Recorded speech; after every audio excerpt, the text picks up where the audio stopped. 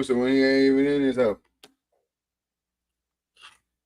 Hey, hey, try to catch us on that John Gruden tip.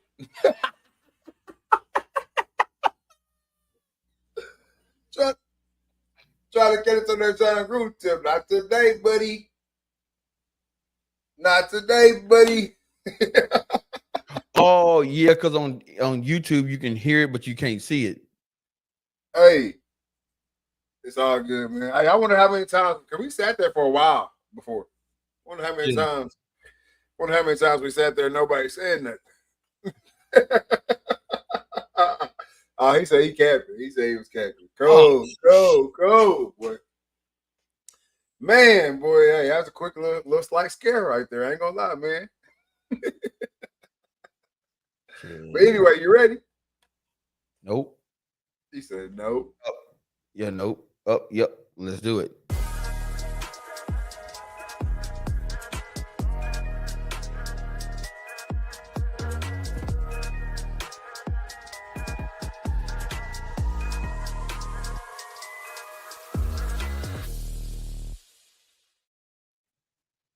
Good afternoon, good evening, good night. This is season 7, episode 27 of the Read, Talk, and Listen podcast. I'm your host, Nick Reed, along with my brother and co-host, Trey Reed. No Killer Cam tonight. How you doing tonight, man? Bro, I'm good, man. It's a long week. It's only Wednesday. Other than that, man, same old, same old. Most definitely, man. It is a Wednesday, and Wednesdays, like I feel like, let me drop myself down. I feel a little tall on here tonight. It's really Wednesday today. Like it really feels like the middle of the week. Like you just scraping by. Like I feel like we army crawled into Wednesday this week, man. I didn't like that. We army crawled into Wednesday this week.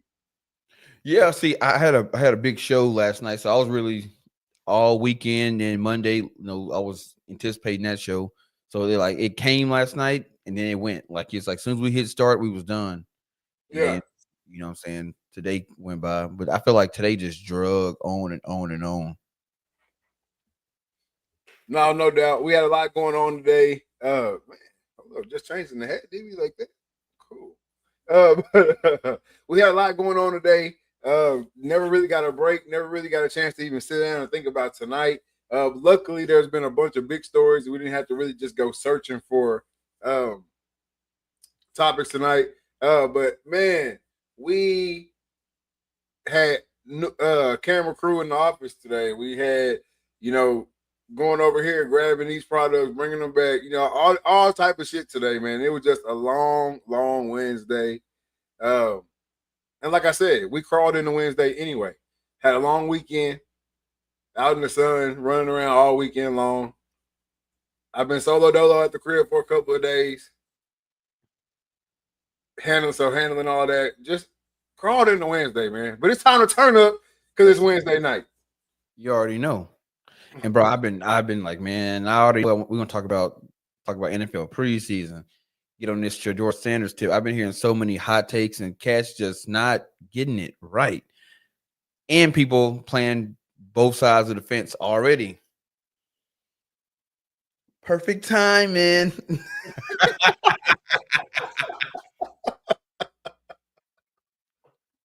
Hey man, look, my boy Cam said I got a link with you, Trey. Cam running low.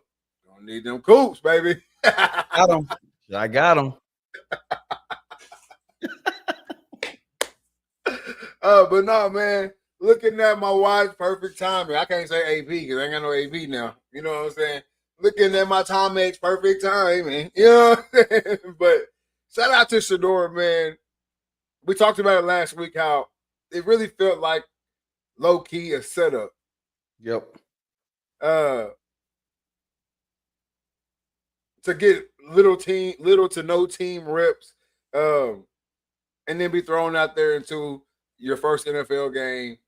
Although it is preseason, going up against the Carolina Panthers, starting defense, at least for a little while. It looked like a setup. It looked like, okay, Mr. Big Shot, let's see you do it now. You know what I mean? That's what it felt like. We aren't the only ones that felt like that. You saw that all across the board. Right?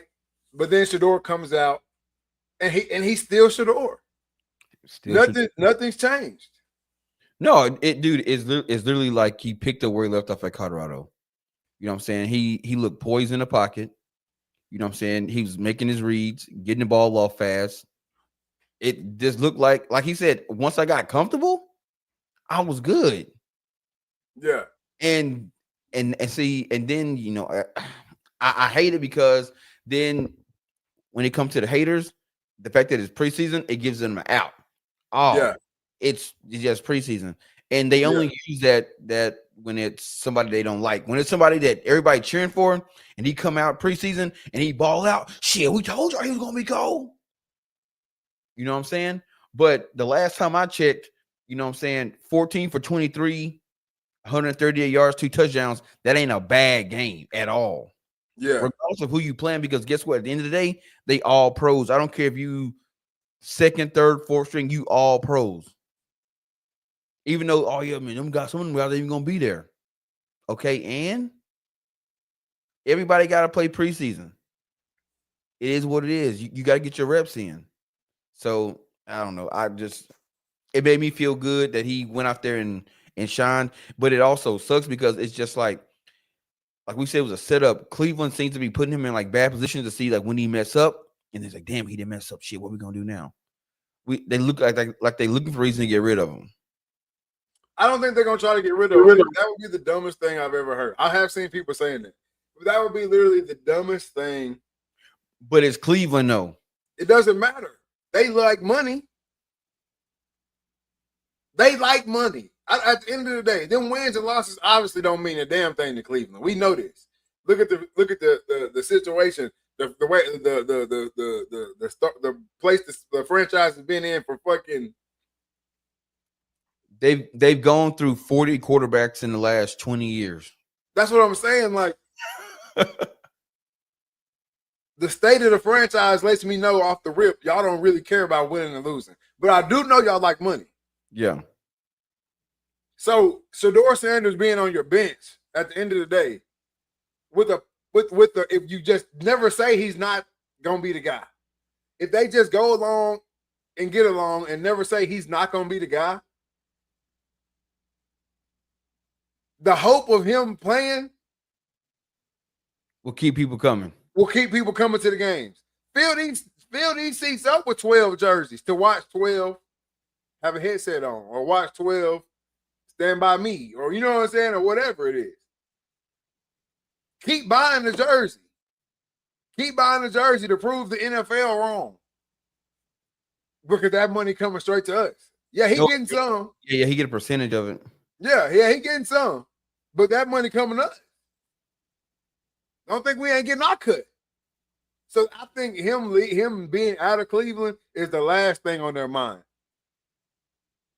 Yeah, I don't like I know people saying like, why do they keep bringing in so many quarterbacks? And I was like, you gotta remember, Cleveland, there was a season or two where they lost like 4 quarterbacks in a row. Oh yeah, they know what type of time it is. Yeah, you know what I'm saying? So you gotta think about it. 2 of them are already hurt right now. Yep.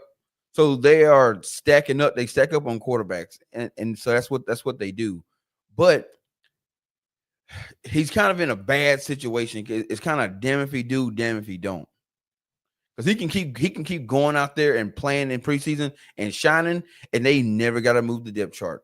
He can't go out there and say, "Well, I want to leave," because as soon as he say he want to trade, oh, look at him, he's being a damn prima donna and shit. So he really just shut the hell up. And John Wiggins says with Cleveland's early schedule, playing him would be the worst decision. I don't know if it'll be the worst decision, but I've already said Joe Flacco will be the starter of this team. Yes. Through 4 games. I'm gonna say 4 games. It could be quicker, but I'm gonna say through 4 games. Joe Flacco is gonna be the starter. And I don't know if he's gonna get hurt or just a few picks. Because you gotta think Joe Flacco can't throw picks. Nope.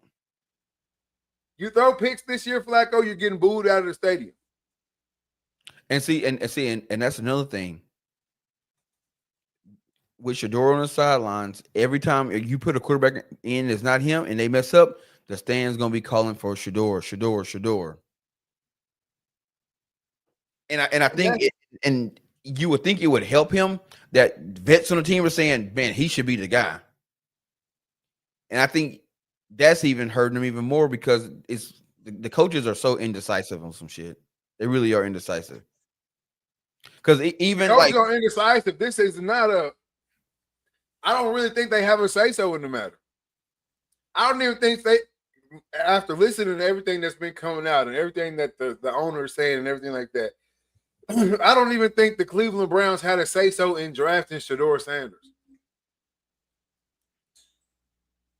yeah, I can believe that. I don't even think the Cleveland Browns had a say so in drafting Shedeur Sanders. League wise, we're screwing them. That's what we're doing. That's what's happening off the rip. Boom, in this draft, you bet not take him. Yeah. Until we That's say that's the MO going in. Boom, boom, boom, boom, boom, boom, boom. We rolling through the draft, we rolling through the draft, we rolling through the draft. But what we gonna do with him? He obviously not gonna go undrafted. right. Or somebody just gonna obviously one of y'all gonna go back door and pick him up off the undrafted regard. You know what I'm saying? Easily. Yeah. What we gonna do with him? Hey, yeah, I know y'all took Dylan Gabriel already. Y'all taking Shedeur Sanders with this next pick. That's what I'm telling you. I can see it because, like, even when you look at New Orleans with that shoe dude, whatever his name is, bro, he looked atrocious. Because he's terrible. He couldn't get the ball deep. He overthrowing cats, underthrowing cats, throwing picks left and right. I mean, he looked shook out there. And you trying to tell me you sitting there like, yeah, we made a good decision with this cat? No, but that he was, bro. He's terrible. That we knew that off the rip though. But if you listen to what the Cleveland owner is saying, and then you listen to the GM, and then you listen to the head coach, they ain't been powwowing here lately, obviously. No, not at all. They haven't been powwowing to getting their story straight. What we gonna say out here to these people? Because you got the owner damn near telling it like it is. He low-key pissed off about it. Man, I didn't know shit about drafting Shedeur Sanders. Yep. It wasn't my choice. If you'd asked me the night before the draft, I'd have told you, no, we're not drafting Shedeur Sanders. It wasn't my choice. It's Eric Berry. He made the call. You see what I'm saying? It wasn't my choice. He coming out and saying it wasn't my choice. Then the GM talking about some, it's just a decision we went with. What kind of answer is that for somebody you drafted? Yeah, man, it's just a decision we went with. We just, we didn't know what we were gonna take up into that draft, up into that pick, and then he was just the guy we went with. Well, if that is the true answer, which I know it's totally not, but let's just go for hypothetical, it's true that you guys are the most unorganized organization to walk the face of this planet. Bro, there's no way that's true. The draft, like they know 2026 draft. Yeah. Right now. Right now, they got 2026, 2027, probably all the way out to 28. Yep. On possibilities. Because they already saying that, Cleveland could possibly make a move and get Arch Manning. That's what I'm saying. What?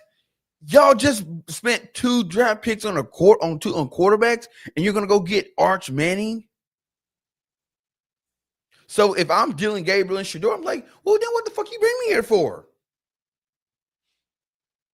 That's what I'm saying.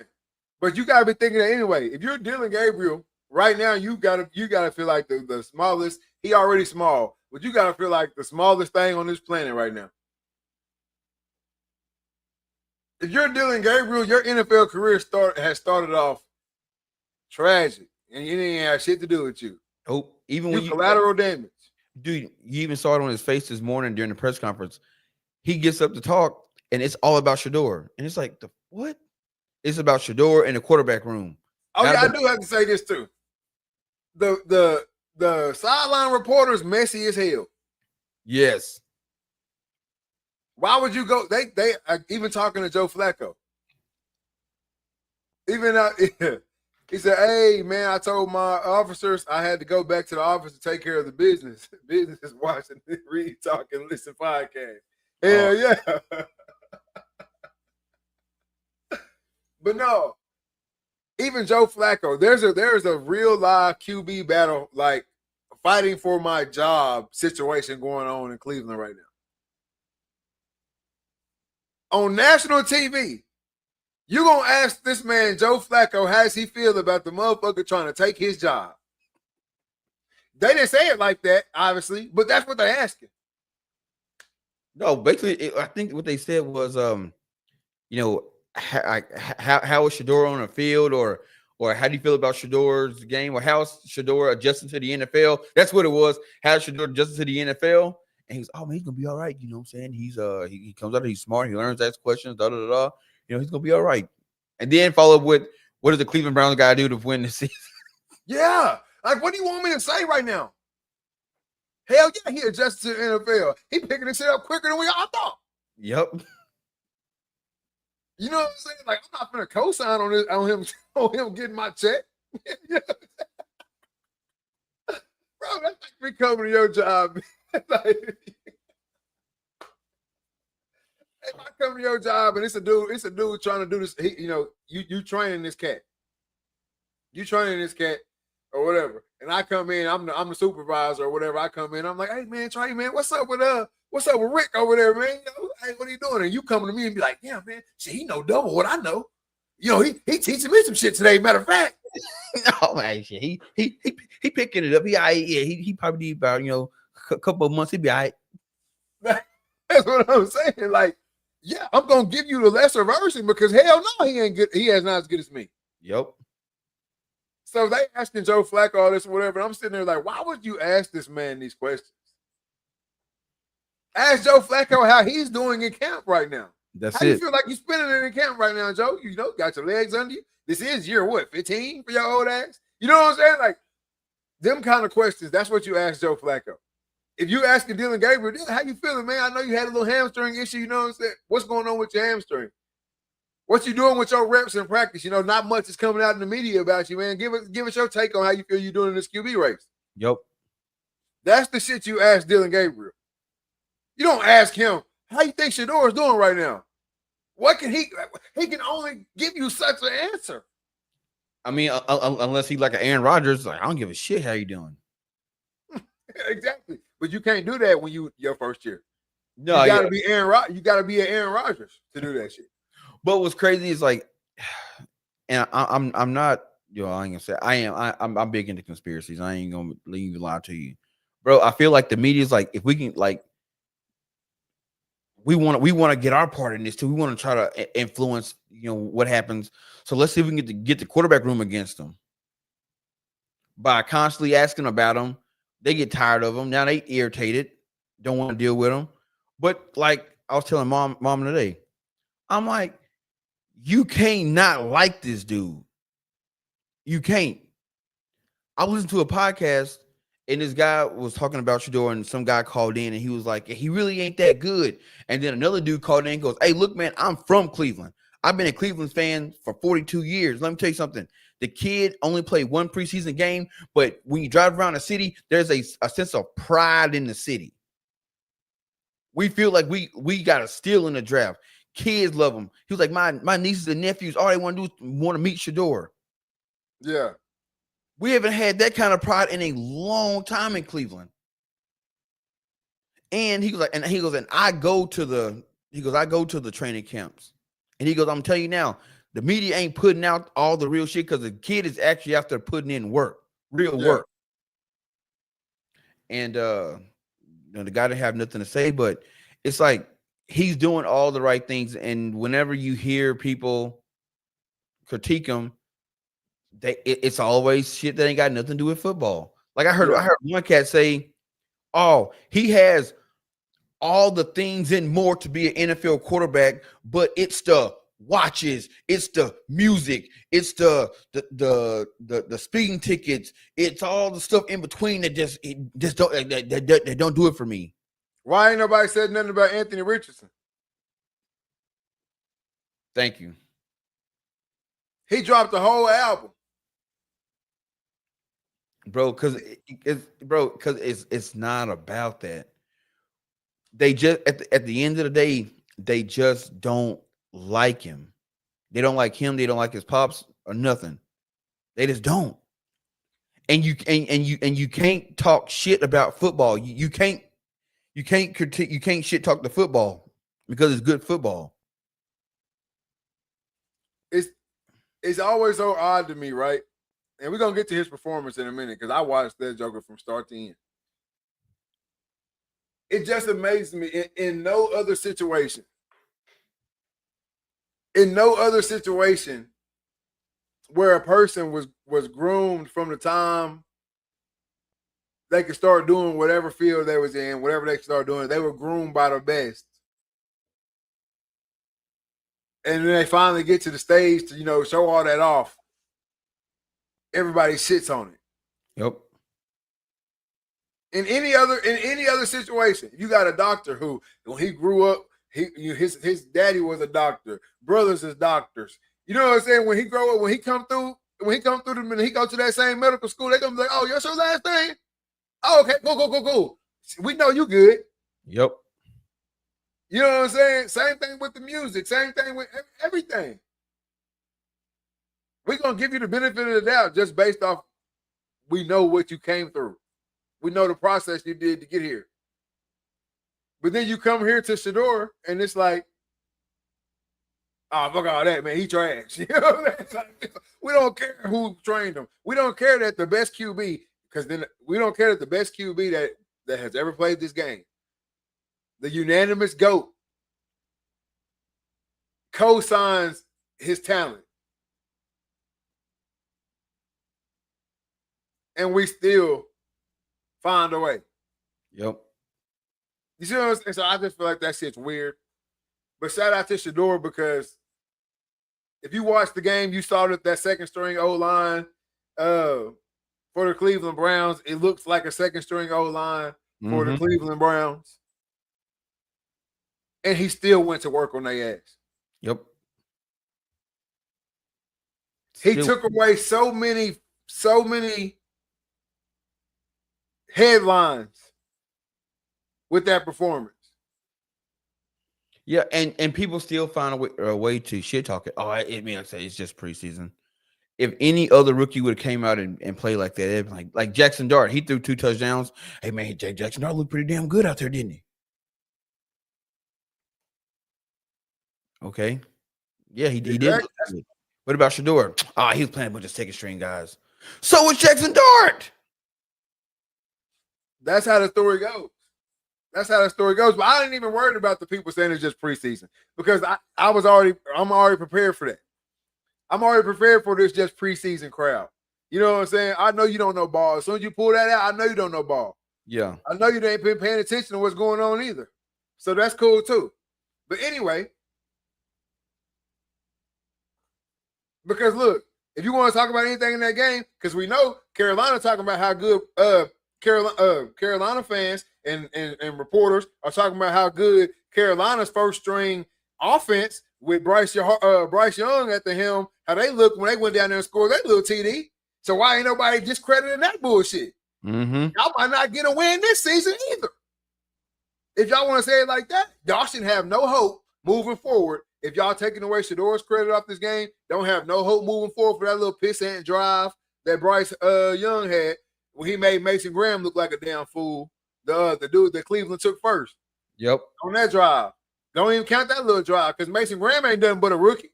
He running off on a rookie. So, see what I'm saying? You can't have it both ways. But anyway, back to the positive. He erased so many headlines with that. He stood in the pocket. He moved the pocket. He eluded pressure. He felt pressure when he couldn't see it and got up out of there.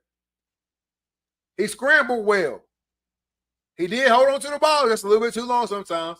You ain't got to show him everything, Shedeur. Throw that mug away. Yep. Throw it away. They don't deserve the full Shedeur show yet. We don't deserve it. As sports fans, we do not deserve a historic rookie performance out of Shedeur Sanders. We don't deserve it. So I hope Joe Flacco get the start. And I hope, Shedeur got to go through the ranks and get it right.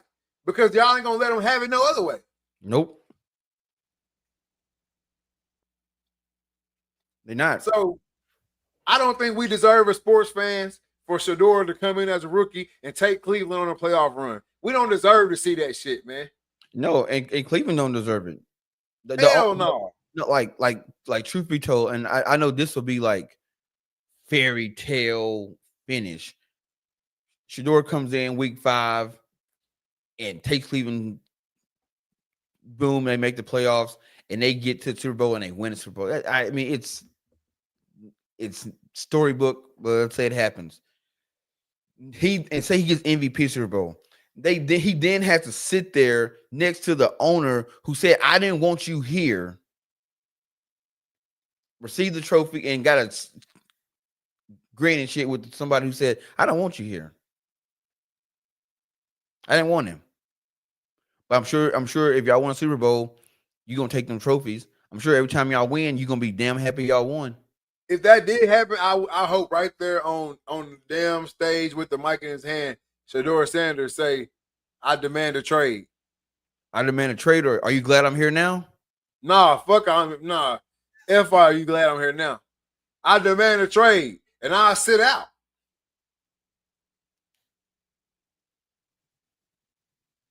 I demand a trade. If Shedeur Sanders was to take Cleveland to the Super Bowl right now, his rookie year, and win that hoe on this little measly little whatever deal he on right now, I demand a trade. Yep. Because I know somebody gonna grab me. Shit, I'm headed to New Orleans. Exactly. I know Buddy down there trash. Or Dallas. Or where, you know what I'm saying? I hope he don't go to Dallas because I can't root for that shit. Oh, man, Jerry Jones pretty much came out and he loved old Milton. I can't believe he loved old Dak too. I don't hear that shit. I can't believe we got him, man. I lose sleep at night when I think about getting Milton. Jerry Jones sound like, man, like he is what you heard that hot mic. Speaking of hot mic, you heard that hot mic with Jamie Foxx? Yep. Yeah, Jerry Jones, exactly who you think he is. Well, Calvin Candy.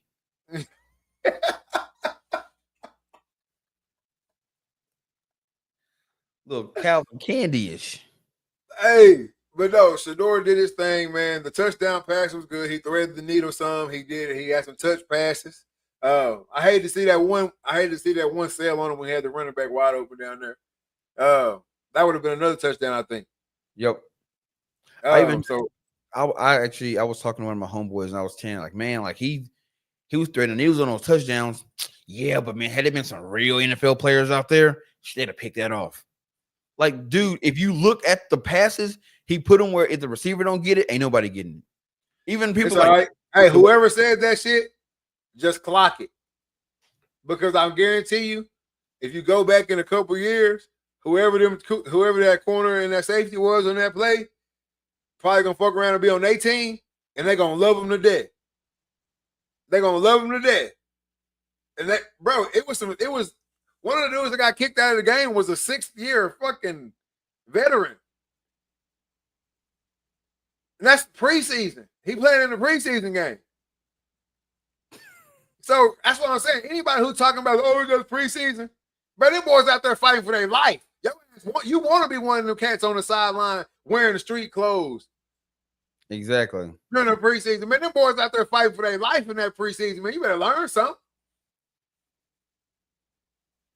Like they out there getting burned on purpose. Like, you crazy as hell. Boy playing the best coverage he didn't play. He giving you all he got. Boy, stopping that touchdown is depending on whether his kids is living this life or that life. And y'all talking about it's just preseason. Man, I can't stand that, bro. I'm telling you, sports fans, bro, we the dumbest, shittiest people out here. Yeah, bro, because a lot of catchers be talking, bro. They really don't know the game, and they just Nobody knows the game, bro. they just say shit as if you can't see from the other side. It makes Nobody zero sense. knows. Nobody or no one. Everyone wants to act like they have no clue, like about the behind the scenes shit. Like Yep. preseason, they just went and grabbed a bunch of Joe Blow and Smo off the side of the street. Like, yeah, put these uniforms on. Y'all gonna play against the Cleveland Browns tonight. Shit, no, man.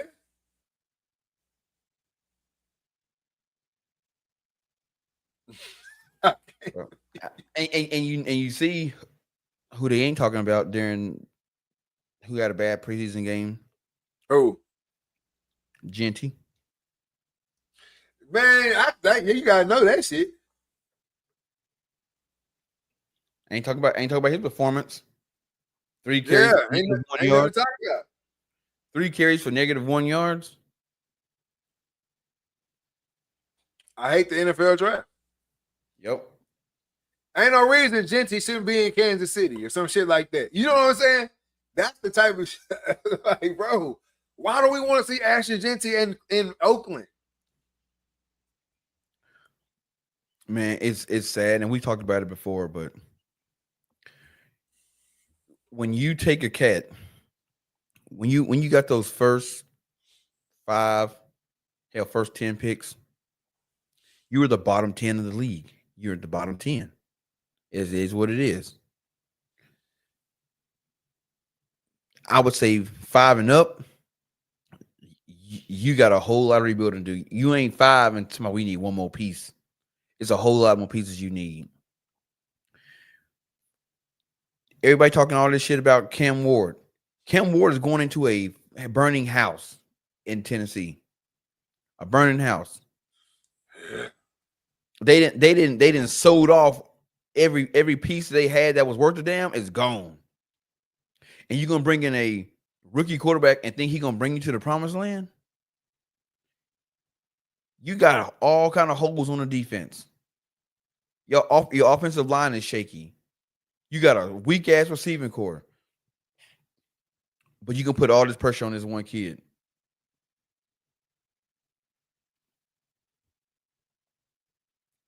That's the NFL draft, right?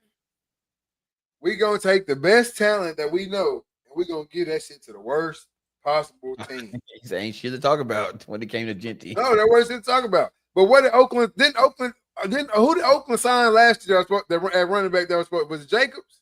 Jacobs? They signed somebody as running back last year. Like, oh yeah, they got a running game now. They're gonna be. They still don't have a team to run behind. Nope. Like when the last time Oakland had signed an O lineman, you like, oh shit, they finna be. Geno Smith is their quarterback. No offense to Geno. Geno done made a hell of a career. He done made a hell of a career for himself in the NFL. So I'm not hating on Geno. I ain't Jason Whitlock and shit. We're gonna get to him in a minute too. But I ain't Jason Whitlock and nothing.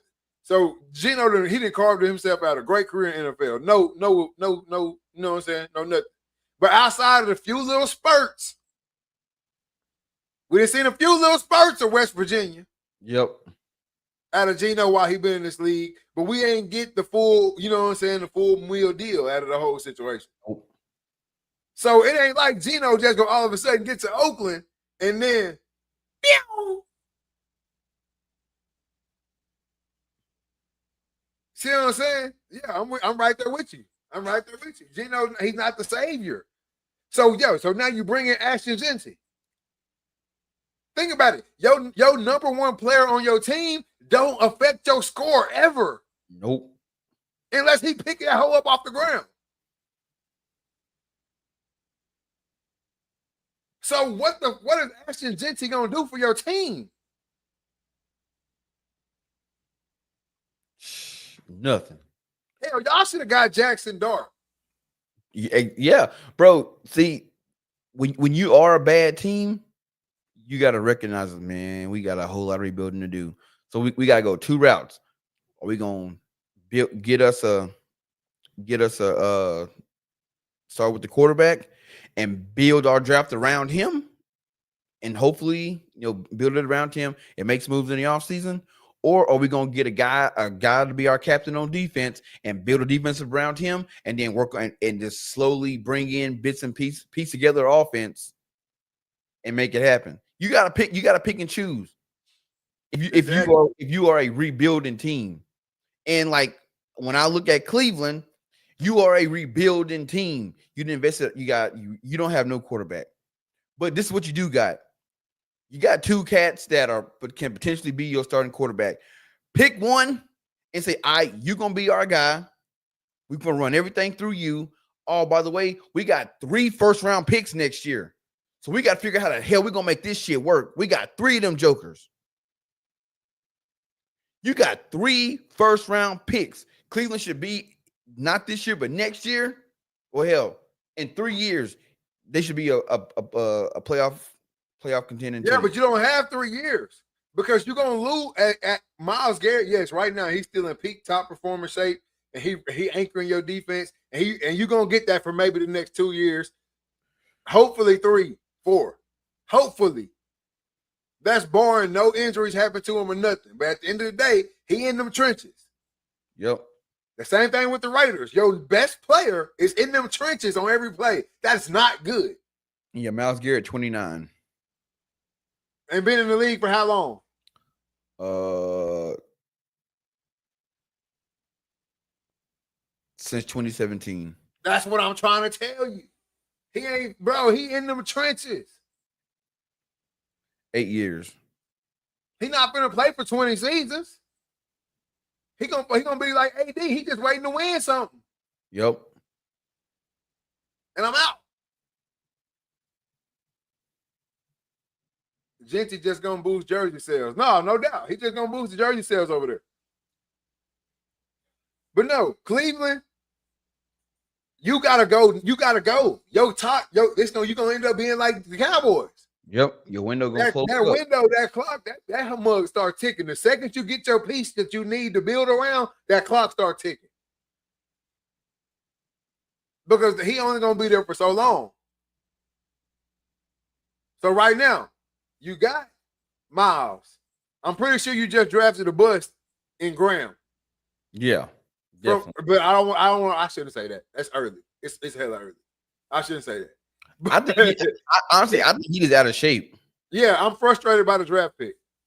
But I should say he's going to be a bust. It's way too early for that.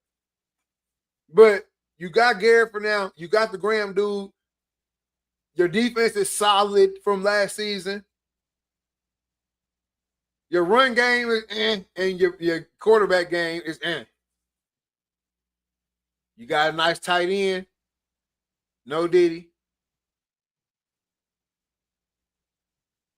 A couple good receivers. I see some of the young receivers. I actually like some of the young receivers I saw in that game. Yeah. I like some of the young receivers I saw in that game. So they got a nice little receiving core. That Davis, they make that one-hand catch. He remind me of your boy, Julius Edelman. Little Edelman. Yeah. And that is how you gotta build from that. But you gotta go now. You can't sit here and you can't waste another year with Flacco. That's why I don't think Flacco going to be the starter the whole year. You can't waste a whole nother season with Flacco. Because Kenny Pickett already showed you who he was. Kenny Pickett guard by himself. Unless you know that now. But if you're building a team, bro, in the NFL, the National Football League, I don't give a damn what you're talking about. QB is gotta be your first. Yep. Go to. You gotta have a good QB. Look at how many teams is asked without a good QB. And then your running game ain't going to be shit if you ain't got a good QB. Yep. Saquon. Look at Saquon. Put him with a good QB. Not saying Derrick Henry wasn't eating before, but look at the difference between Derrick Henry with what's my boy in Tennessee? Tannehill. And look at him with Lamar. And this is an older version. Speaking of Tannehill, that joker had been dug in like an Alabama tick in Tennessee. Ain't nobody spoke his name. Been there for a minute. Ain't nothing to talk about.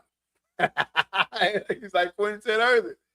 They done brought Mariota over there, and Tannehill still win. They done brought on some cats, and he's still just tried and true company man. But yeah, man. So look, you got to start with the QB, and once you start with the QB, it's easy to build off that shit because now a good receiver actually matters because he can get it to him. Yep. A good defense actually matters because when we give y'all the ball back, he gonna make something shake with it. So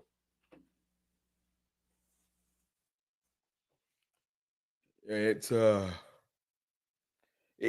be interesting to see, man. It's gonna be interesting to see. It's like I said, it's still early. They already said for some odd reason they said that he hurt his oblique, so he didn't even practice today in warm-ups. And people are saying like, well, what happened? And there's people that was at the practice. They were like, he was throwing fine, and all of a sudden they walked up to him and was like, let's go to the training room. And now he's questionable for Saturday. You know how all that shit go, man. But again, let's just say that the mode for this next game is for Dylan Gabriel to get his shot. You can't have Shedeur dressed out on the sideline. Nope. Did he go out there and throw a pick or two? Get him out of there, coach. We want to see Shedeur again. Because you already know this next game. That shit wasn't even in Cleveland last. They can't even travel nowhere. That shit was away. That was away, and look how many Cleveland fans was there. That's what Ocho Cinco and Shan Sharp was saying. They was like, hey, man, we played in the same division with Cleveland. And Cleveland don't travel like that. And all you saw was 12 jerseys. That's what I'm saying, though. But this is the thing. This is why I'm saying, even when they travel, it's gonna be worse if he don't play. Because granted, yeah, you got some pockets of Cleveland fans all around the country, but this ain't got nothing to do with Cleveland. You got Shedeur fans from Texas, where he from. Yep. You got them in Mississippi. You got them in Colorado, and then you got them all scraggled across the nation that just love that's been watching and love what's been going on. So everywhere you travel to, them Shedeur jerseys is gonna be out. Straight up.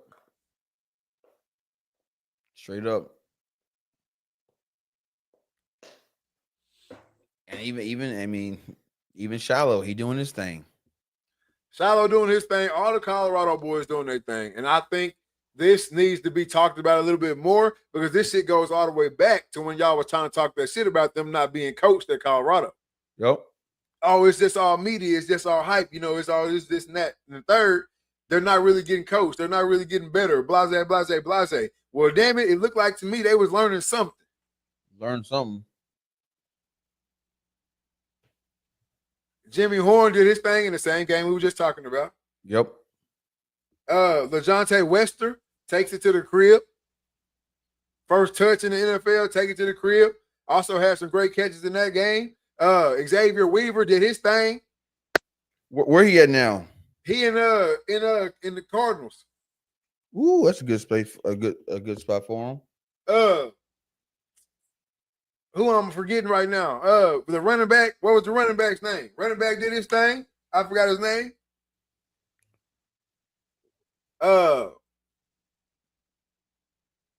Already said Wester. Who else? I'm leaving something off. I do not know.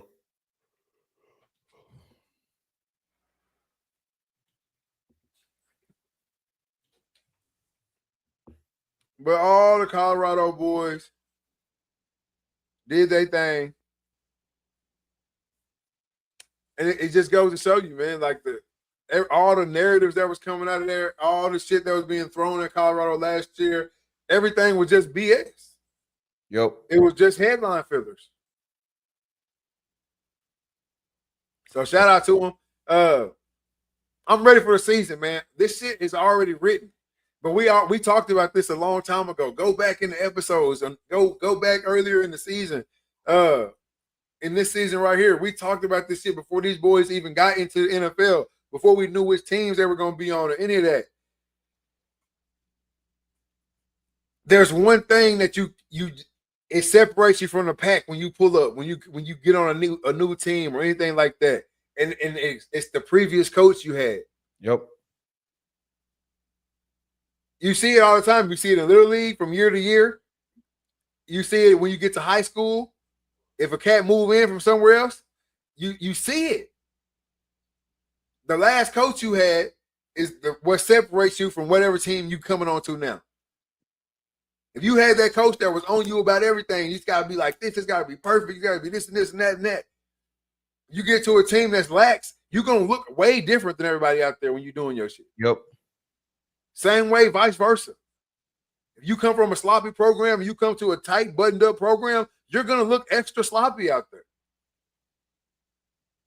These cats coming from a program where being the best in the NFL was the standard. Yep. Straight up. Because that's all he knows. And that's all they coaches knew. All they coaches are Hall of Famers. That's what I'm saying. So it's showing off, man. It's showing right now. Shout out to him, though, man. Shout out to him. I'm ready for the season. This only get me more hype for the season. We got more preseason kicking off tomorrow night. Who going tomorrow night? I don't got the schedule, but I know that shit kick off tomorrow night, and I will be on the couch just like I was last week, and just like I will be for the rest of it. Let's see. See if you can pull up the lineup for this week. Hey, check this out though. This is what I do hope. I hope that Thursday night and Monday night football this year figure it out. Ain't no game. Ain't no game tomorrow night. It's all no games tomorrow night. On Friday. It's Friday. Yep.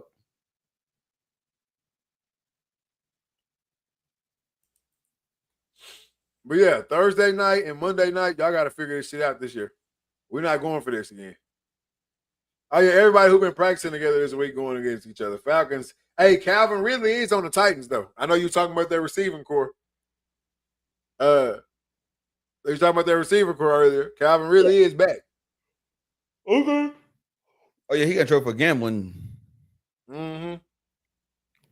Falcons, Chiefs, Seahawks, Packers, Colts, Patriots, Vikings, Dolphins, Lions, Browns, Eagles, Panthers. Hey, Drake May.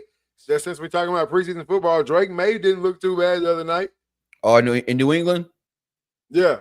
No, he did not. He looked damn good. Gave him some hope. Oh, and also, too, my fucking favorite football player in the NFL had an amazing preseason game this year, too, last week, too. Jameis Winston. Oh, yes. You know Jameis is going to come out and do his thing. Hey, shout out to my boy Jameis, man. Hey, he meant to be in New York, man. He meant to be in New York. He gonna be all over that joker, man. I can't wait. This year, man, football is here. I'm so happy. I'm so excited. And they giving me everything I need right now, man. Everybody giving me everything I need. Hey, Nick Martin, 5 tackles in his NFL debut, man. Shout out to the hometown crowd, man. Get that boy some noise, man.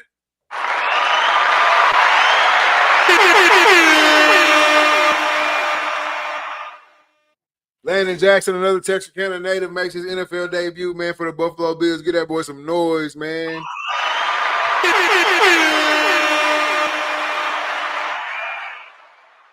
Crazy thing to be saying right there. 2 cats from the city making an NFL debut. You're going to have some more coming right behind them, too.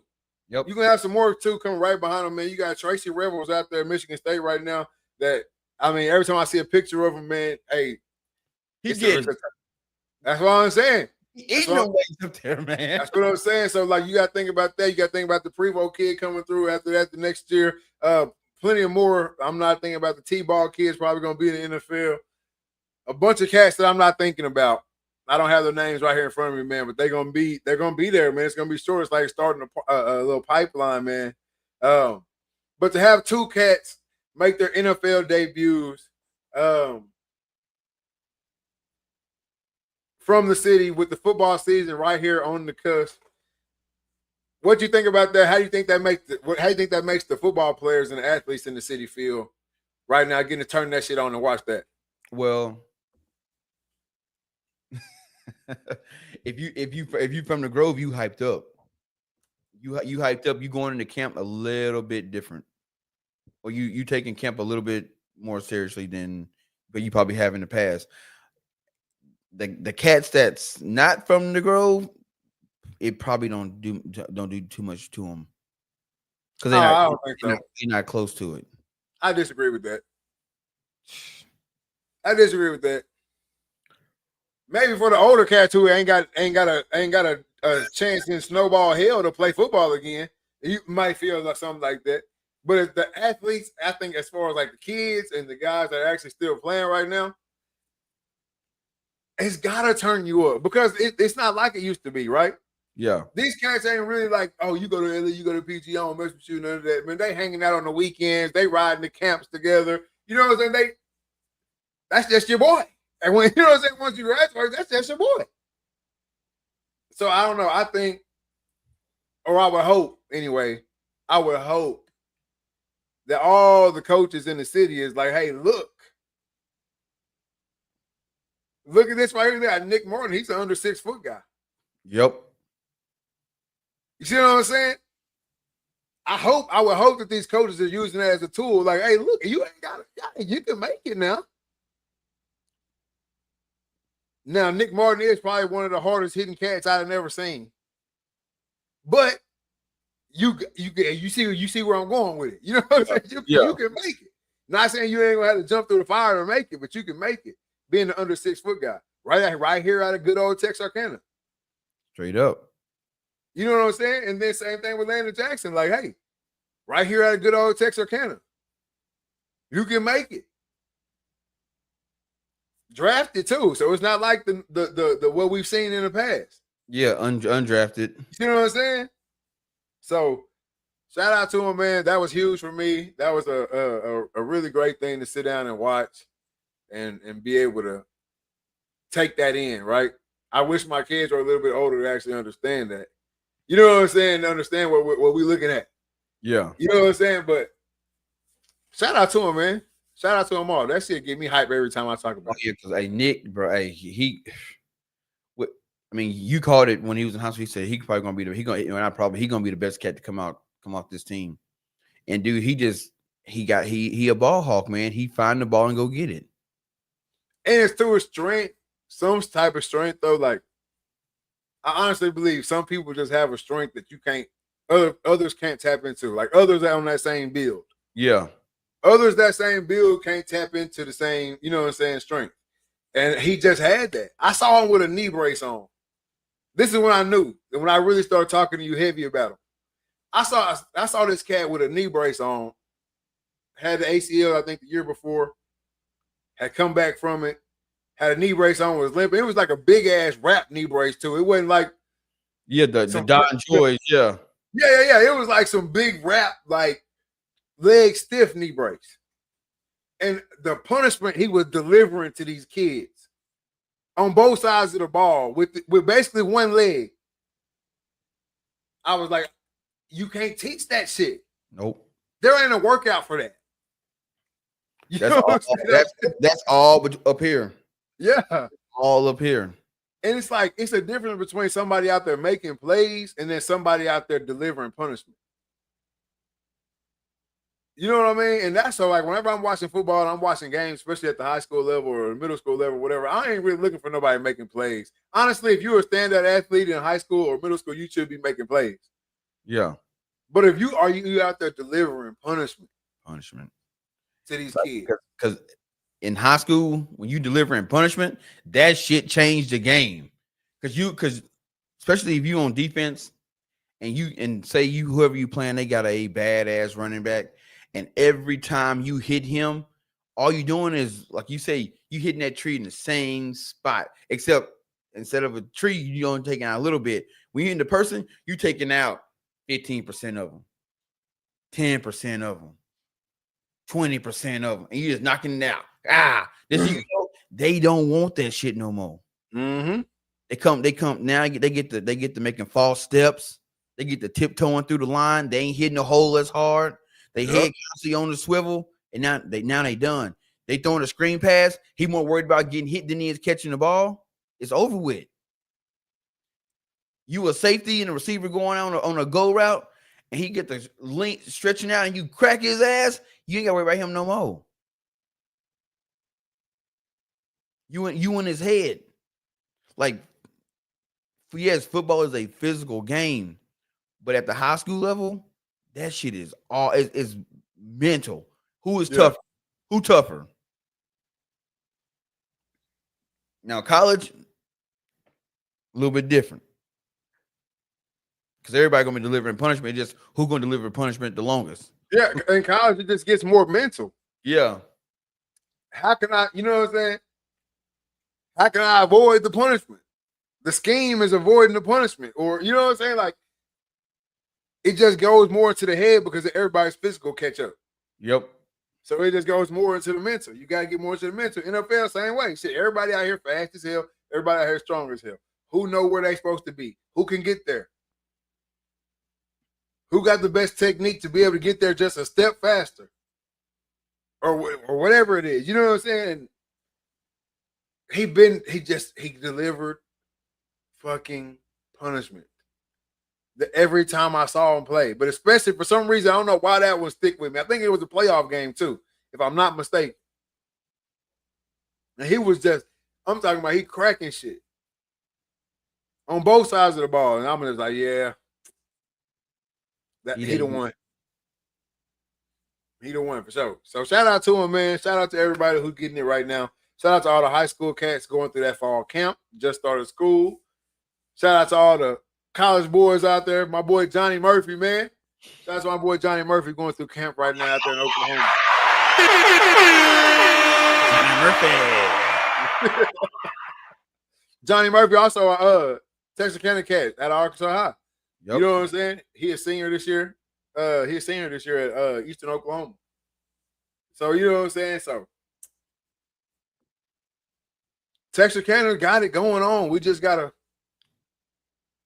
get behind some shit now. Get behind it. That's it.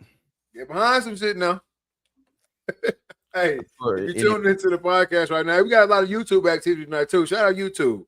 But if you're tuning into the podcast right now, man, make sure you let everybody know what you're watching, where you're watching, and why you're watching. Over here at the Read, Talk, and Listen podcast, man. We're going to keep this hot content coming for y'all, man. We got some new shit on the way. We keep talking about the skits. I promise y'all we're going to get to the skits, man. We got some shit lined up for y'all. We got some good skits lined up for y'all. We're going to get to the skits. Y'all keep liking, man. Y'all keep sharing. Keep bringing people to the page. I had a bunch of people hit me up saying that, man, I told my boy about your podcast, man. I told my boy about y'all's podcast. I told my cousin, my girl, whatever. And we see the numbers, y'all. We see them going up. So y'all keep rocking with us, man. We're going to keep rocking with y'all, man. We appreciate y'all for tuning in. But again, hit that like button, that subscribe button if you're over on YouTube. Hit that notification bell so you can know anytime we drop some content over there. Reels, whatever you want to see. Shorts, I think that's what it's called over there on YouTube. Look at me sounding old. Shorts over there on YouTube. Reels on the Facebook, whatever. But like I said, man, we appreciate y'all rocking with us, man. We're going to keep rocking with y'all. You are now tuned in to the RTO podcast.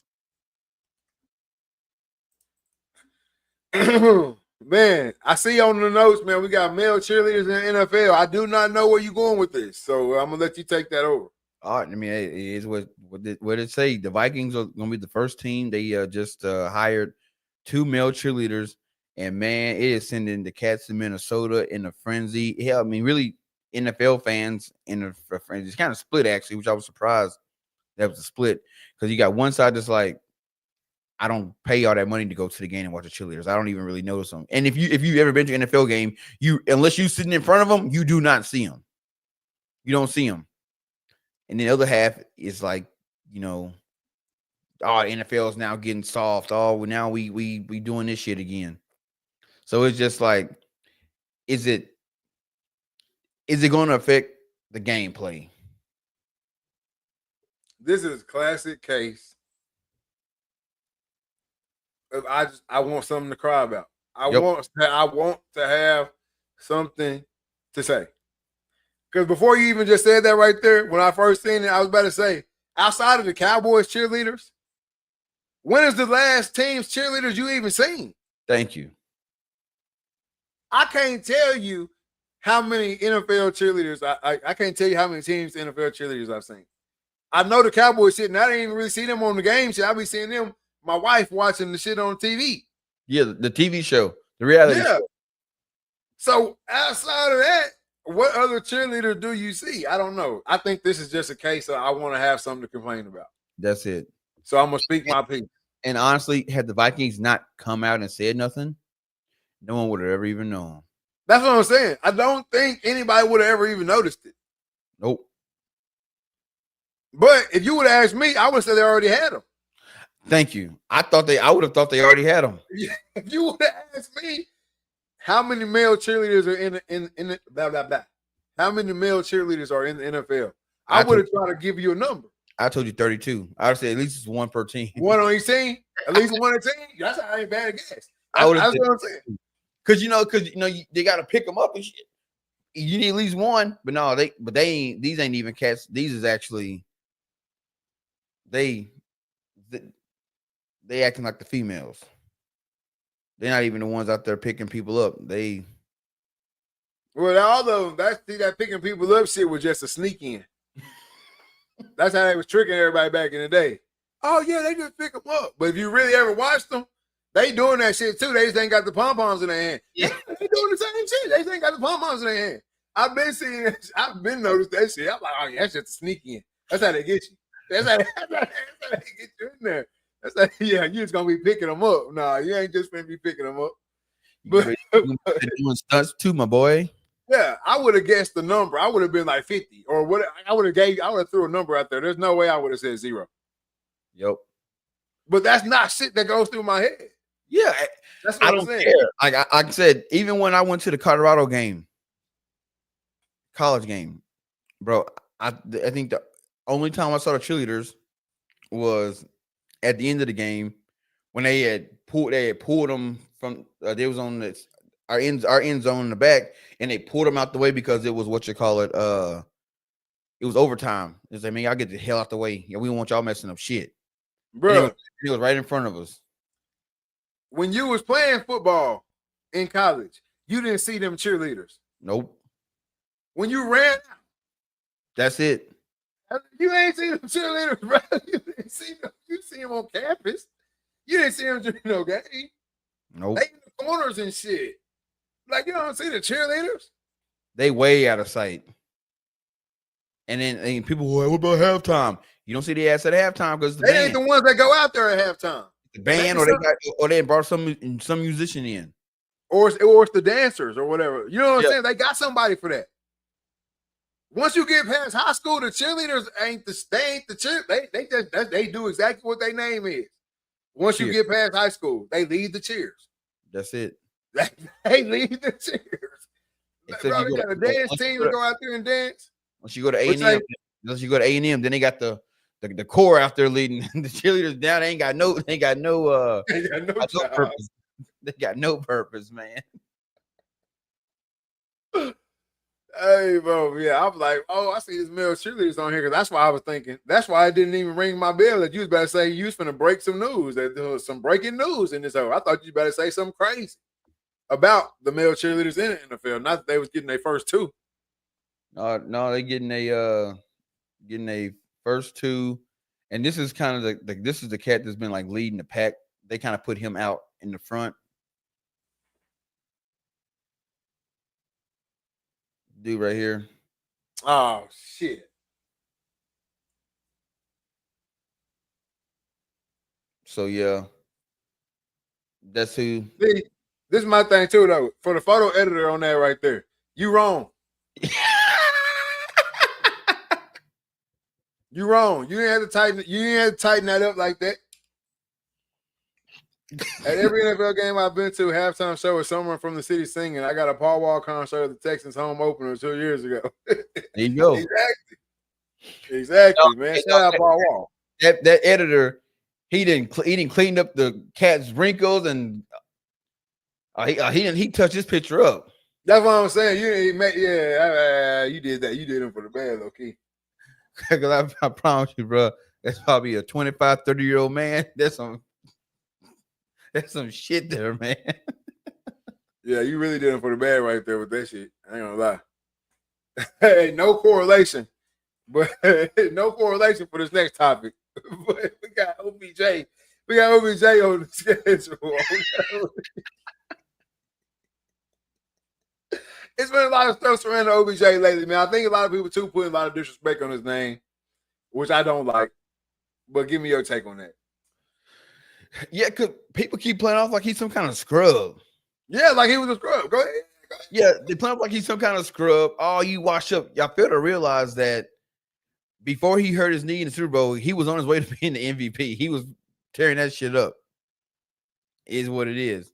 But I think more people he to the person a casual football fan, OBJ is more of a celebrity personality than he is a football player. So they don't see him as that. A lot of people don't. They forget OBJ was tearing shit up at LSU. They forget he was tearing shit up and what you call it in New York. Like kids still today. OBJ. Honestly, I think that's what hold him. That was the big. That's what blew his career up to the maximum, but it also hold him. Because everybody I'm glad you did that. I'm glad you did that. I'm glad you did that because that moment right there defined his career. It was like a blessing and a curse moment because the moment was so damn big and so good that it sent his career through the roof. Yep. Endorsement deals. You know what I'm saying? His social media presence, everything. It blew everything through the fucking roof. Oh, he was catching Campbell soup cans. Yeah. Not Campbell soup. Chunky soup. The curse part, you can't top that shit. Nope. You caught that shit with 3 fingers. You will never make a catch that good again. I don't care what you do. In that moment, too, in the game, against that team. Yep. You will never top that. The Cats had everyone at practice next to a glove thinking they could catch anything.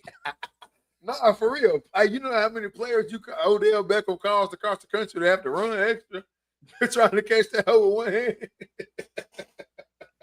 Bro, had he had a company like Cutters or whoever made football gloves now, because I can't tell you who made football gloves, but let's say Cutters were the gloves he was wearing, them shits should have been off the market. But they had a ran up and man, you still to this day wouldn't find a pair of Cutters on the shelf. Bro. It killed him. You will never be able to top that. So for the rest of his career, everybody think he was slaw since the catch. Yep. When really he was still being a regular, normal, you know what I'm saying? A producing receiver. You know what I'm saying? He go out there and get you 5 catches, 95 yards. You know what I'm saying? Then he also turned into, can't forget about this. He also turned into such a threat that everybody around him was eating. Yep. Even when he went to Miami. Every time he lined up out there, y'all scared as hell out there on the other side. Leaving other cats wide open. So I don't like the disrespect on OBJ, man. I think OBJ had a great career, man. I think his social media presence and shit maybe kind of took away a little bit from some of his game just because he did do so much, like with the cleats and all that shit. Just, I'm pretty sure that a lot of that shit for social media. But in the same time, he do dress like that. Yep. But I think a lot of that shit does end up taking away from who you really, who you were on that field. Yep. But I think any football players you ask, especially any DB, somebody who had to go line up against that shit, they ain't finna let you put no disrespect on OBJ. No, heck no. Are you tripping, bro? I lined up against him, bro. That motherfucker, he giving you the whole game. Because the minute you slack off, 6. And not only was he fast, he was a hell of a punt returner. That's what I'm about to say. Not only was he fast and shifty, but the motherfucker could catch everything. Yep. So now you got to play perfect defense, and you can't even let him get to the ball at all. Because he going to catch it. He going to catch it. So I can't go for the OBJ disrespect. I don't know where he would fall on the list of receivers. I have to really sit down and look at a list of receivers and and really put some shit together. Because he really gonna be in front of some people you really like. I got a feeling. See, But I had to sit down and really put together a list to look give at you his my top. look at his career stats. So he played in 119 games, 575 receptions, 7,987 yards, and 59 touchdowns. I feel like his impact is gonna be what get him over the top. Yeah, but look, I mean, look at this. First, his rookie year in New York, 1305. These are his yards. 2015, 1450. 2016, 1367. 2017, he only played 4 games and he had 302. 18, 1052. 2019, 1035. And then in 2020, he played 7 games. He had 319. 2021, he played 6 games, had 232. Then he got traded to LA, played 8 games, had 305. And then he went to Baltimore for 1 year, have played 14 games, 35 receptions, 565 yards. And then he was in Miami. He was played 9 games, 9 receptions, 18 yards. 55 yards. Yeah, so before the Achilles or whatever it was, he was going for a bando a season, at least. Yep. At least a bando a season. Yep. He's been in NFL 10 years. Out of those 10 years, 1, 2, 3, 5 seasons have been The first five, outside of no, the injury. yeah. The first 5 were what you call it, 1,000-yard season. So he fits 50% over 1,000. So it really shouldn't be no OBJ disrespect, but I see why a lot of people look at the Instagram shit. They look at the fact that he was never able to top. There was never another a huge moment for OBJ because that moment was so huge. Yep. And So, yeah. it's crazy to think that one play can really ruin your career. Not ruin, but it gives people a different opinion about your career. Yeah. Because if think about this, if that play don't happen on that 5th season where he goes for 1,000, people will start talking about how, man, no matter he gonna Odell gonna get you 1,000. Yep. OBJ gonna get you 1,000, boy. That boy, hey, he'll walk 1,000. Like they talk about Mike Evans, even though Mike Evans been doing this shit for a long time, but he'll walk 1,000. But when he got to that 5th year of getting 1,000, people was like, he kind of slow now.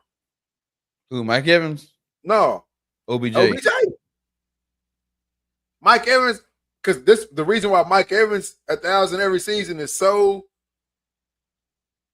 loved and cherished and bragged upon, because Mike Evans hadn't had a moment. Nope. He just grind to get his 1,000. But he hasn't had that 10 years, over 1,000 yards. He's sitting at 12,684 yards. You talking about Mike Evans? Yep, 105 touchdowns.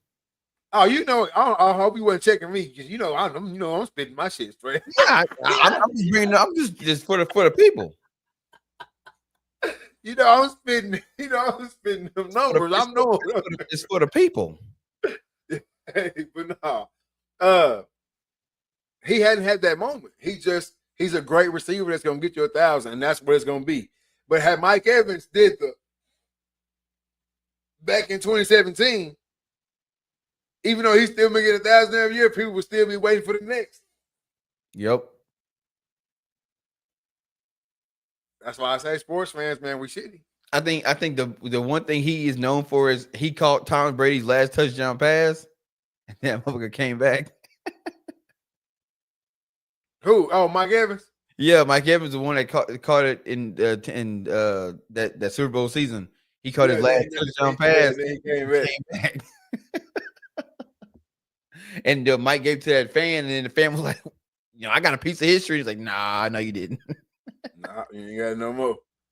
But Tom Brady sends a bunch of was it T12 shit, TB12. I'm like, I don't want this shit. I want that shit. Get no money off this. Can't get jiggy with it. Hey man, which NFL team or teams do you think have the most to prove? Ooh, shit. Bengals for sure. Bengals. Um, the Ravens, Buffalo, Dallas. You think the Ravens got something to prove, or the most to prove? They one of the top teams. They got something to prove. I think they got something to prove, but I don't think they got the most to prove. I don't think they nowhere Yeah, near the most. To prove. Lamar has to get over. He got to get to Super Bowl. He has to because I think Lamar has a singular thing that he needs to prove. I mean, but the that team they get to the NFC Championship and lose, or AFC no NFC. They get the NFC Championship and lose. That's what I'm saying. So they got something to prove. NFC Championship and lose. They have something to prove. Yes, every team has something to prove. But we saying who has the most to prove? I think they like the 30 number 28, 30 team on the list or something to prove. Oh, then it's easy. It's gonna be the Bengals, Cowboys, and I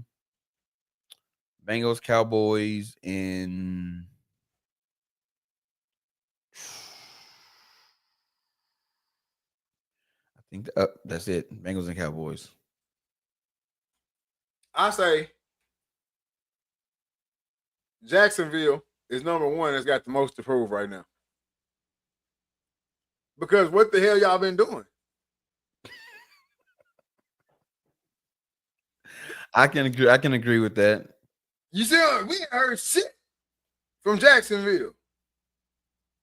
They had that 1 year where they went what 2 rounds deep in the playoffs with what's his name?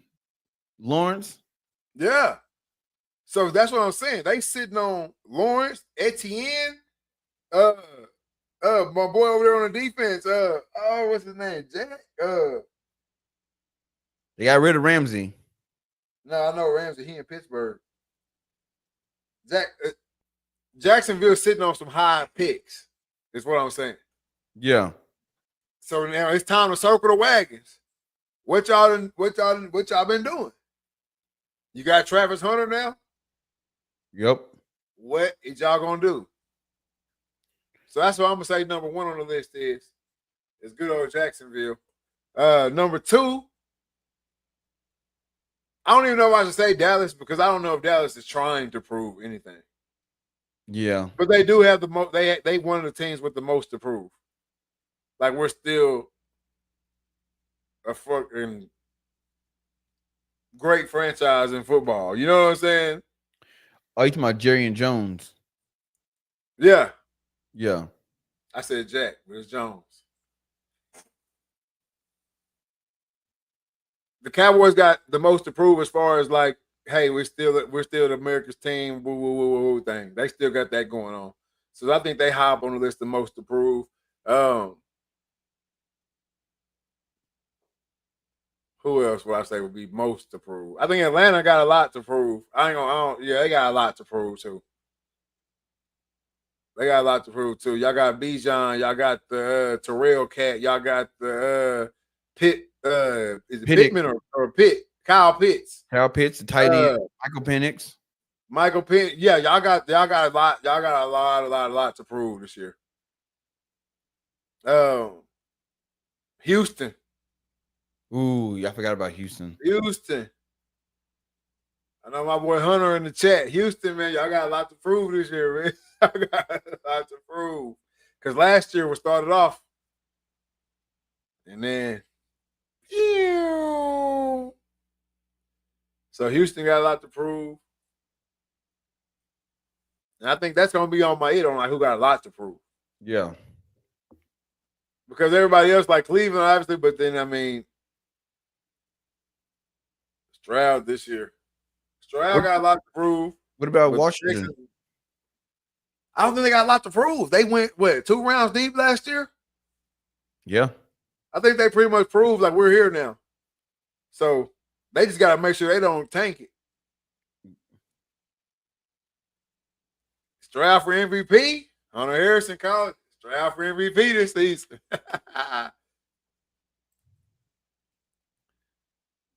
I wonder what the What about Kyler Murray and Arizona? Do they got a lot to prove? Do they got to prove some shit? Is it time we got to see what y'all gonna do? Or y'all got to break all that shit up down there? break all that shit up down there.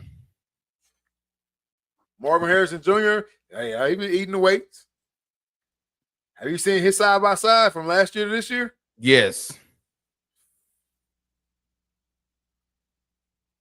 I That mean, boy, hey, Marvin Harrison Jr. look like a Veggie Tales. he don't look nothing like his daddy, boy. He like that. God, he said a Veggie Tales. Hey, they already got the odds up for the MVP this year.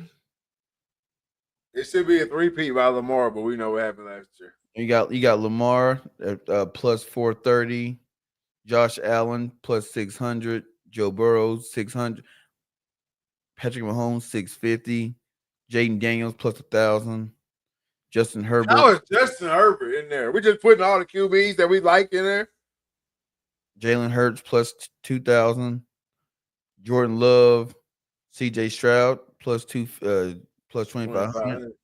Baker Damn, Mayfield. C.J. Stroud, he ain't winning MVP. C.J. Stroud got the same odds to win MVP as Baker Mayfield. Yep. Brock Purdy, Golf, Caleb Williams, Dak Prescott, plus 4,000. Matt Stafford, Trevor Lawrence. Shit, I go take me. Oh, that's just a list for everybody that's giving you their odds. I'm not like, everybody, yeah, because the season is wide open. Yeah. Damn, I'd go. We got Travis Hunter with damn 20K. I'd go put $20 on them cats plus 20,000 shit. Some shit pop off. Hunter Harrison said Kyler Murray looked even shorter in these preseason games. Not sure what that means for his season. I like Kyler Murray a lot. I hope they can get that shit together down there. So I guess they are a team. We can put them in that camp. They got something to prove this year, or a lot to prove. Who's your Super Bowl yamp? Super Bowl yamp? Shit, man. I want to see Washington win that shit. You want to see him win it, or that's who you think gonna win it? So I think gonna win it. I think Jaden Daniels got his taste. He know I just what it should take now. He gonna do it. They done brought in some veterans on defense. They got Von Miller out there now. They got what's his name?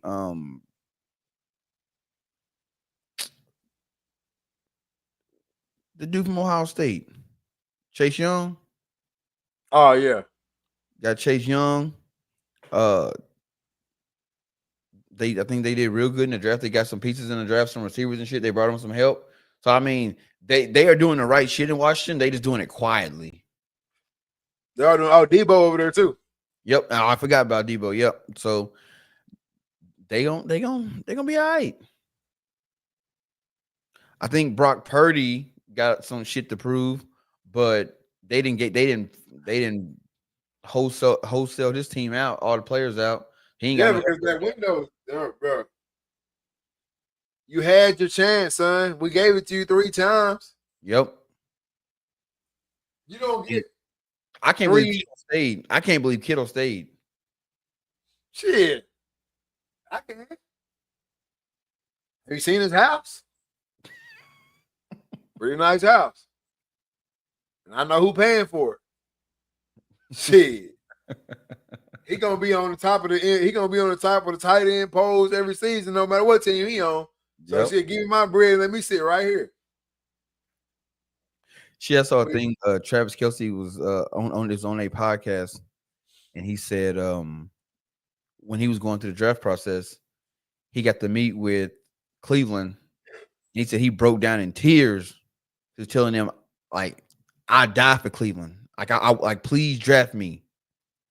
You know what I'm saying? I want to come and make a difference. I live right down the street from the stadium. I've watched so many Browns games. Like I want to be here so much. And he said the coach at the time looked at him like, "Motherfucker, are you really in here crying?" He told him, "Sorry, I'm getting emotional. I got so much love for my city," and said they picked somebody that it was Cleveland had. It was a third round. Cleveland had like the 15th to 16th pick, and then the Chiefs had the pick after after the Cleveland.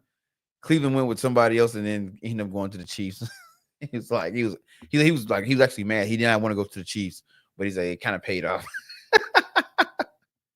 Now look at the Browns. That's what y'all get. I swear, bro. So, hey, sometimes they say, man, the football guys be opening the door for you. Man, you got a guy that's begging to come here. We ain't gonna take him. We gonna take the guys that don't want to come here. Motherfucker turns into the best tight end ever.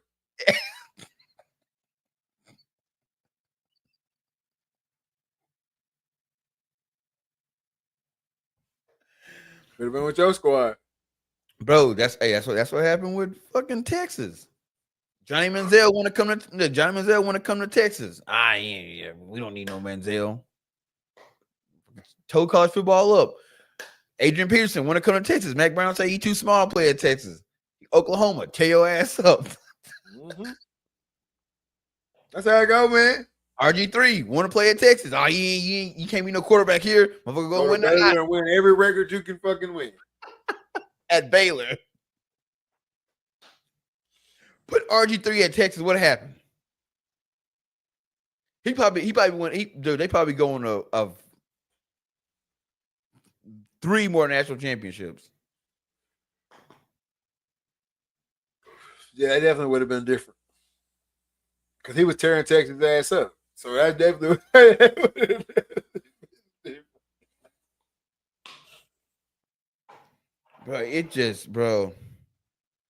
It sometimes I feel like you can being at the top for so long can become a detriment to you. Oh, because you feel like you got the recipe, and you start to lose. You start to those skills that allowed you to look and see a player's potential. You start to lose that shit. Because there's no way if you're Mac Brown at Texas, you let all that damn talent all go to your competition. And I think the Manziel thing is where it got his ass up out of there. But you can see how it happens though, because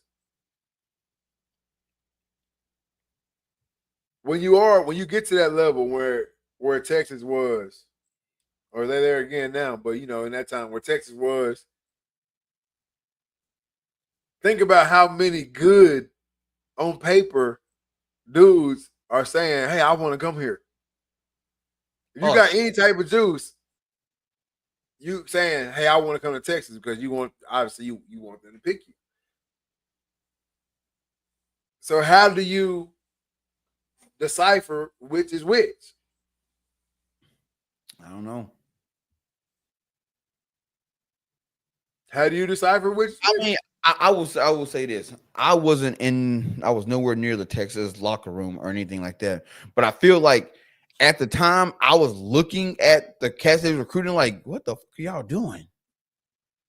There's no way this guy's like as much as I love Tyrone Swoop's highlight tape in high school. It was a dope highlight. The shit went viral. He was dropping dimes everywhere. But dude, you was at White Right. You was at a 2A school.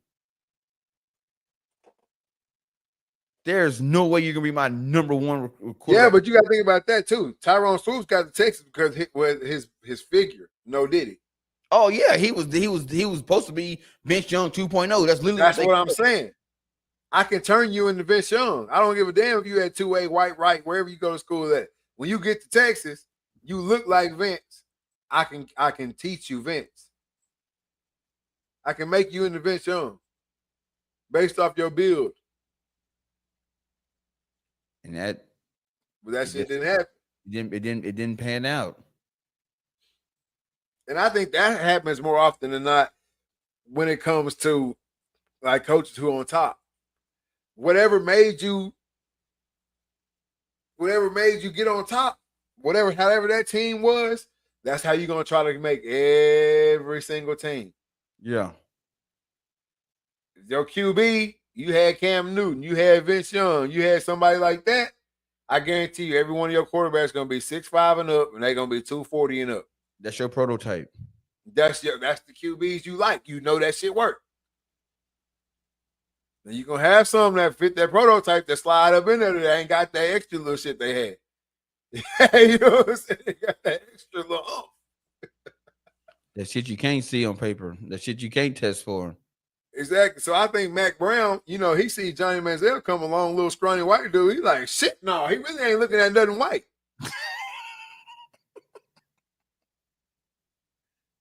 Let's be real. No, because after Vince Young, the white dudes he brought in there was big as shit. Garrett Gilbert, Colt McCoy, big as shit white dudes. Yeah. Like, bro. Was Colt McCoy big? Bigger.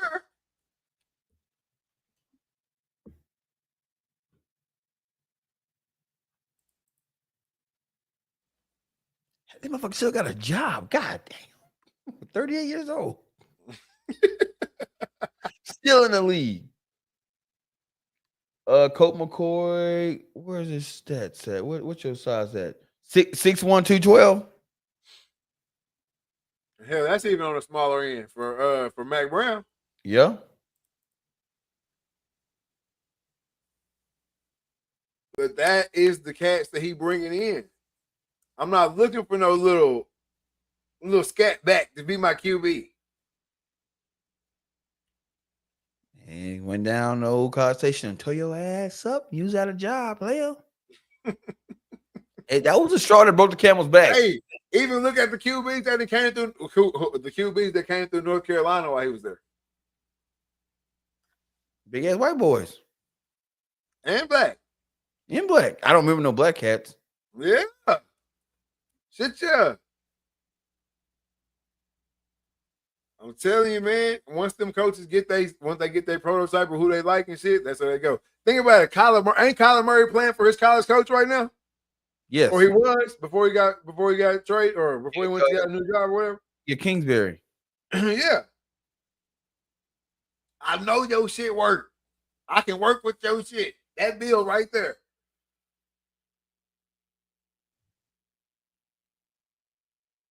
Shit don't always pan out.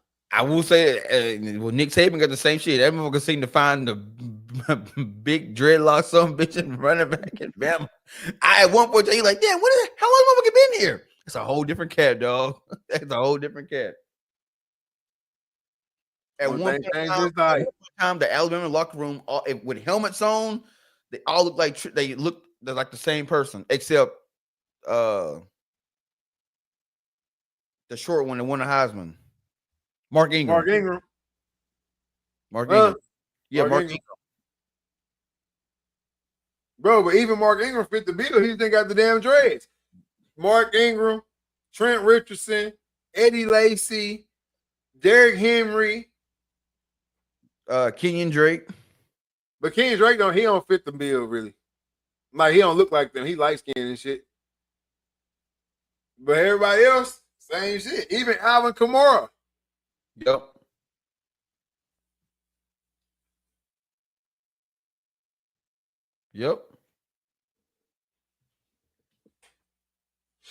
Yeah, Derrick Henry, Trent Richardson, Mark Ingram, Eddie Lacy, Sean Alexander, TJ Yeldon. I forgot about TJ Yeldon. Bo Scarborough. I forgot about Bo Scarborough. Bo Scarborough was huge cat. Yes, sir. Huge cat. Bo Scarborough was supposed to be that dude.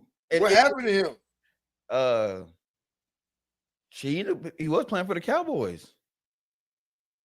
Well, obviously he ain't been there for a fucking long time. It was this picture right here that blew his career up. Oh, him bigger than Eddie Lake. I mean, bigger than Trent. I mean, no, that ain't the photo that blew his career up. The photo that blew his career up was him standing beside Derrick Henry at the bowl game. He in high school. Derrick Henry's in the bowl game or some shit like that.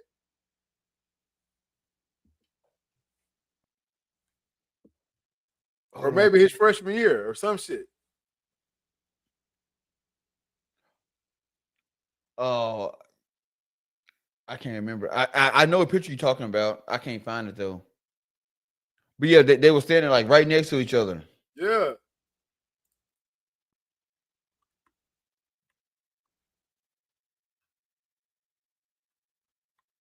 Yeah, I can't find it.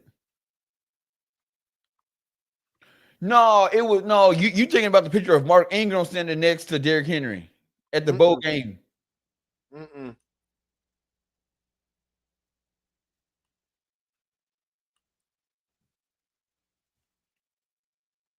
because they got a picture of them standing right next to each other here on Bleacher Report, and they look about the same. Nah, it's a picture of Bo Scarborough standing there, and he's standing beside Derrick Henry, and he bigger than Derrick Henry. But look at them.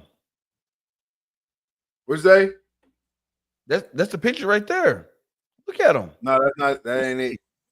It's not the picture, but I'm saying like, Yeah. No, it's the picture of him standing beside Derrick Henry. I was wanting to see that one.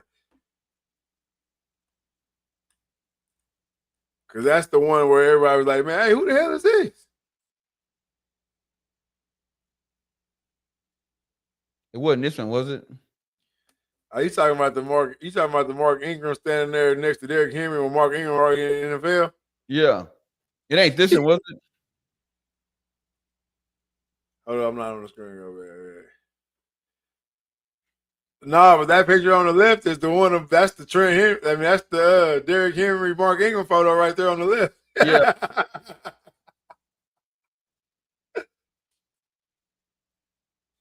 but yeah, Bo Scarborough was supposed to be the dude. Yeah, he was. Damn, that's crazy.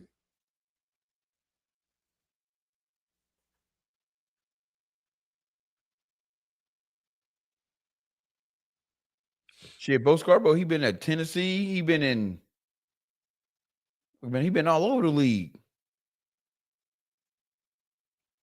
Can't find no home. See what he doing now? Oh, he ain't even in the league no more. Yeah, he played for Dallas. He got drafted by Dallas. Uh, and then he went to Jacksonville. Yeah, in 2018 he went to Dallas, and they drafted him in the 7th round. Then he got cut, and then went to Jacksonville, got cut, and then went to Seattle. Then he was in Detroit from 2019 to 2020. Then he went back to Seattle for 2020. Then he went to the Raiders, and then he played for the Birmingham Stallions from 2022 to 2023. He won 2 USFL championships, uh, and he won 2 national championships in college. So I mean, he had a high career. Yeah, I agree. I don't remember him playing in 13 games in Alabama. I don't remember he played 15 to I 17. remember him playing in Alabama for sure. For Yeah, sure, for sure. all the article said the Bo Scar. What went wrong with the Bo Scarborough experiment? Who is his QB? Uh, Jalen? see, he was at Bama from 2015 to 2017.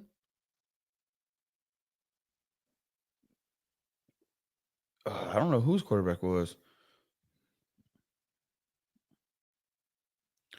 And he's also behind Derrick Henry, Kenyon Drake, and Damian Harris. They had another stacked locker room. Let's see. There's always a stacked locker room over there. 2015 Alabama quarterback. Jake Coker. Jake Coker. Oh, there you go. That tell you all I need to know right there. Y'all ain't had no passing game. They had no passing game. So you gotta run that bitch. Yeah, Coker was one of them. He was just one of them Alabama boys, probably from Oh, Alabama, Hoover. Hoover.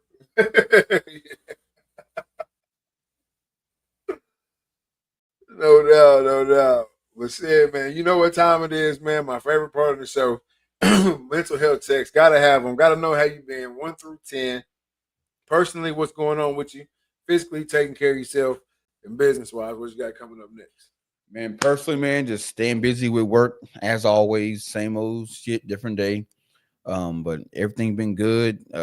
We celebrated Macy's birthday party this weekend, so she was here and just had a good time.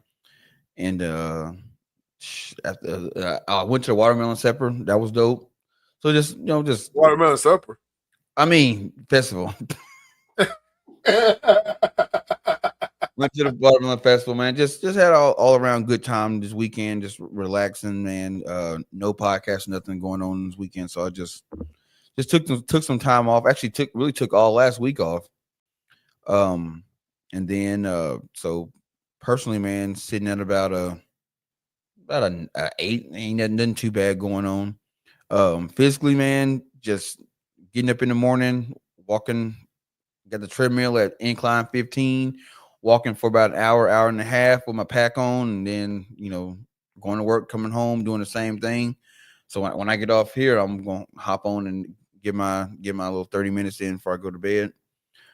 So physically, man, I'm sitting at about a 7 right now. My hamstrings is just barking, they screaming right now. But all my workouts and stuff is it's all about just hitting legs. It's leg day every day up until we get on the mountain. So right now, I'm physically feeling about a 7. And then business wise, man, hey, it's all up, man. Just the clips have been going crazy, the episodes been going crazy. On the road to 100. I think right now I'm sitting at episode 9.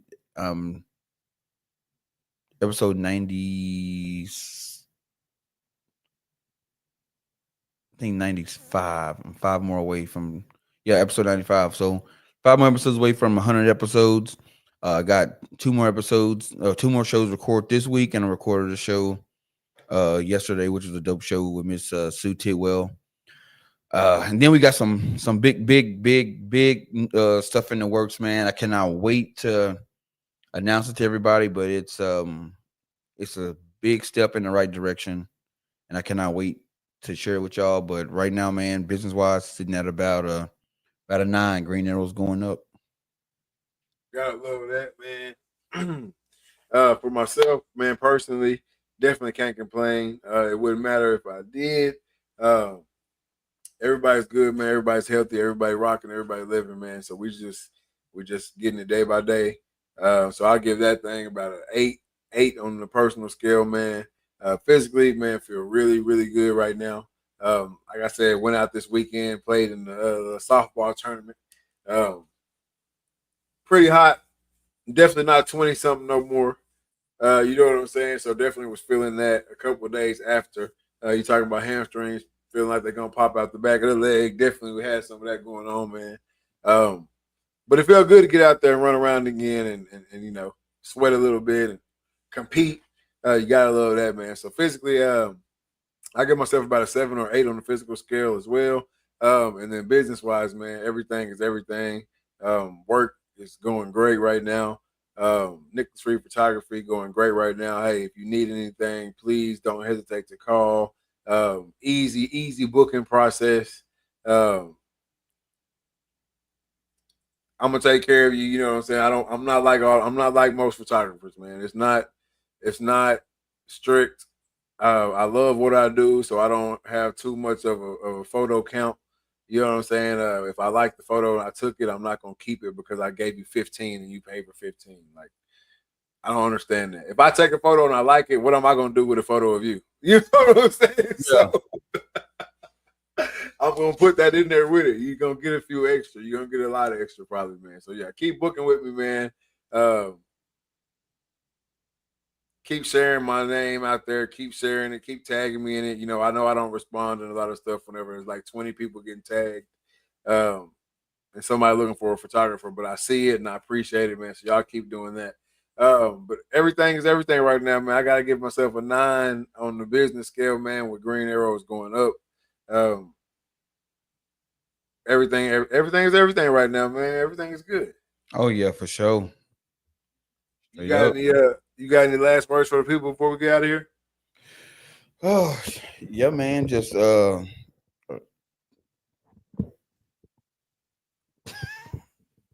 lost it. I lost it. I'm getting old. No, man, just shit, man. Keep grinding, man. Right now,